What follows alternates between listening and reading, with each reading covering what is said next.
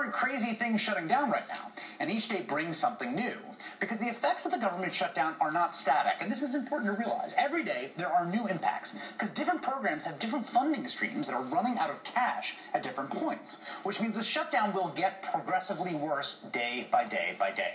Here are some of the government services suspended or severely affected by the shutdown. Cleanup on 62% of the nation's toxic waste Superfund sites, now halted until the shutdown ends. Temporary assistance for needy families in the state of Arizona, suspended for 5,700 families. Food banks have been hurt. For example, the North Texas Food Bank in Dallas could lose more than 300,000 meals because USDA furloughs affect deliveries. College sexual assault investigations by the Education Department's Office for Civil Rights on hold. Approval of new home mortgages stalled because banks and other lenders can't get necessary paperwork from the IRS and Social Security Administration. This affects up to 15,000 new home mortgages per day. CDC tracking of disease outbreaks threatened. Biomedical research suspended across the board and across the country in both universities and hospitals, from cardiovascular research to oncology. 3,000 FAA flight safety inspectors, that's safety inspectors, are furloughed, and 6,600 FDA employees furloughed, including food inspectors. And that's just some of it.